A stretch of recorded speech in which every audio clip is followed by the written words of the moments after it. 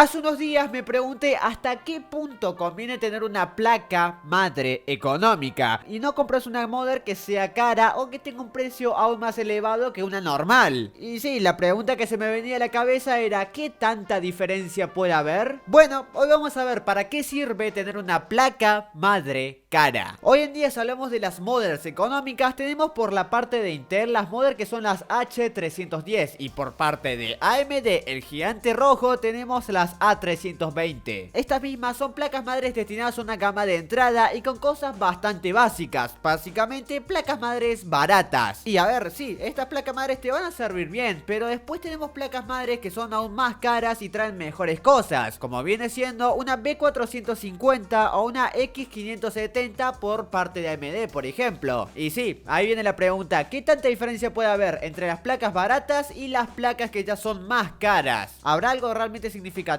para gastar el doble o más del precio? Y bueno, para eso mismo vamos a ver esta diferencia tomando de referencia esta placa, la placa madre B450 Gaming Plus Max de la marca de MSI, una modelo que la compré hace unos meses atrás y me salió con un precio aproximado entre unos 170 y 200 dólares. Y realmente encontró una gran diferencia una placa madre barata. Normalmente cuando se dice la diferencia entre una mother barata y una cara se habla del overclock. Para los que no sepan qué es el overclock en los componentes, vendría siendo subirle las frecuencias o la potencia a un mismo componente. En este caso, al hablar de las placas madres, nos referimos tanto como las memorias RAM y nos referimos tanto como el procesador. Y sí, acá el tema viene que con una placa madre económica, como por ejemplo una H310 de la marca de Intel, no se puede hacer overclock, ya que estas mismas no tienen disponible esa opción y si lo llegas a hacer realmente no es algo muy recomendable, ya que las cosas no pueden terminar bien. Esto mismo porque los componentes se sobrecalientan mucho, no hay mucha regulación de energía en las placas madres baratas y puede que todo termine muy mal. Entonces para hacer overclock se usan mothers que sean caras. Igual acá hay un problema, ya que sí, la mayoría de gente dice que esta es la principal diferencia, pero en realidad no toda persona que tiene una placa madre cara hace overclock a un componente suyo. Es más, yo diría que en realidad la mitad de la gente que tiene una placa madre cara le hace overclock a un componente suyo. La mayoría simplemente deja los componentes por defecto, ya que les da miedo hacer overclock, ya que no tienen una buena refrigeración o pues simplemente por comodidad.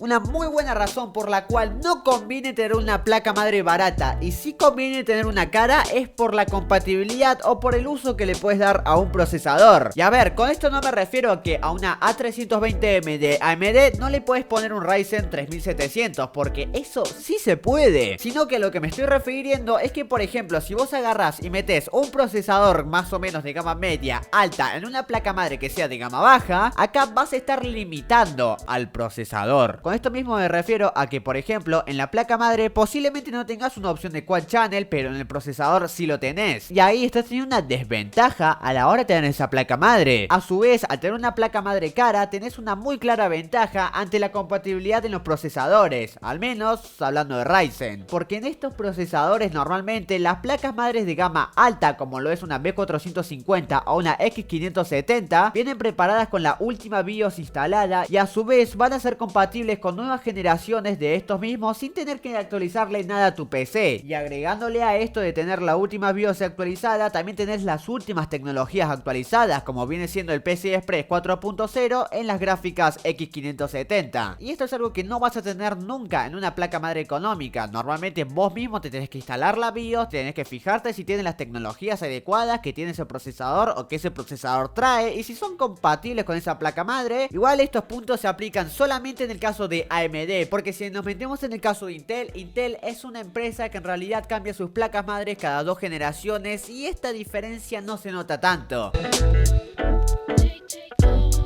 La cantidad es lo que importa acá, porque cuando hablamos de una placa madre cara, lo que más esperamos es que los conectores, ya sean los USB por ejemplo, no sean un limitante. Y sí, sé que mucha gente va a pensar, ¿y cuántos conectores necesita una persona? Pero a ver, si vos tenés un micrófono, una cámara, un mousepad con luces, un cable para cargar dispositivos y otros elementos más conectados a la PC, de verdad vas a necesitar una placa madre cara. Y no me refiero solamente a los USB como en este ejemplo, sino que también afecten conectores como audio, tanto como en la cantidad de conectores de audio y la calidad que tengan, la calidad del conector de Ethernet y entre otros. Esa es una gran diferencia que tenés una placa madre cara a una barata, y por eso sirve tanto tener una placa madre cara. Por ejemplo, si vos sos youtuber, streamer, te va a servir muchísimo básicamente tener muchos conectores, ya que en muchas ocasiones vas a tener que cargar la cámara y vas a tener que usar el mouse, vas a tener que usar el teclado, vas a tener que estar usando un micrófono, vas a estar usando una webcam, vas a estar usando focos a la PC y muchas cosas a la vez, y que la mayoría van conectadas por USB. Este es un punto muy importante y que mucha gente no lo tiene en cuenta realmente cuando se va a hablar de sobre las placas madres que tienen altos precios. Bueno, también tenemos los otros conectores que son para el hardware, como la cantidad de PCI Express que tiene la placa, o que estos mismos estén reforzados de buena manera para soportar cualquier clase de gráfica y que no haya ninguna clase de problema con estas mismas. Y en estos los conectores también se pueden mencionar muchísimas cosas más, como la cantidad de conectores SATA que se puede tener para SSD o HDD, la cantidad de puertos PCI Express que se puede tener para memorias NVMe, también la cantidad de conectores para fans y ventiladores en la PC, la cantidad de conectores para RAMs y muchísimas otras cosas que hay. Y la verdad que en cuanto a conectores hay una gran variedad cuando hablamos de una placa madre cara, y por eso convienen tanto. Y claramente no puede faltar mencionar la calidad. En cuanto a calidad en diseño, por ejemplo, que muchas veces traen un diseño que está bastante estético, muchas veces traen un diseño con RGB. También hay que mencionar la calidad de refrigeración que muchas placas madres traen y que por eso los precios pueden ser tan altos. Y también hay que hablar un poco sobre la compatibilidad que traigan y la calidad que traiga esa misma compatibilidad, como por ejemplo poder usar una refrigeración de nitrógeno líquido, ¿por qué no? O en cierto punto la cantidad o calidad de software que puedan traer compatibles en RGB y de todo el tema. Y sí, esta viene siendo una de las últimas cosas por las cuales conviene tener una placa madre cara, por la cantidad de calidades que traen muchísimos aspectos y la cantidad de opciones que tenés en cuanto a derivados que no influyen en el rendimiento ni nada por el estilo, como el RGB. ¿Aumenta los FPS?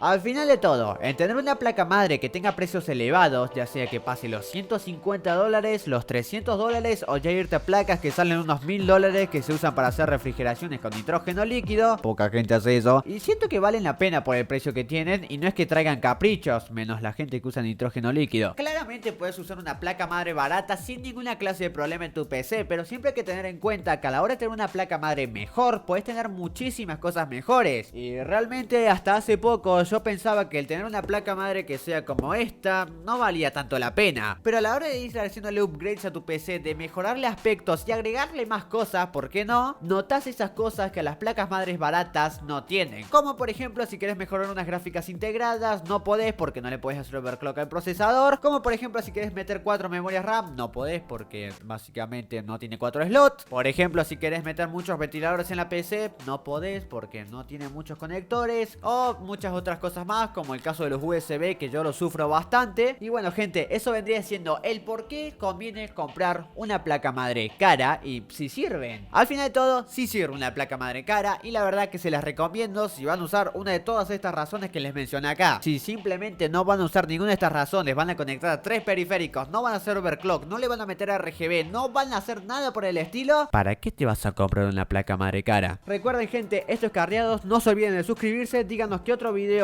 guía y todo el tema les gustaría ver. Nos vemos en la próxima. Adiós.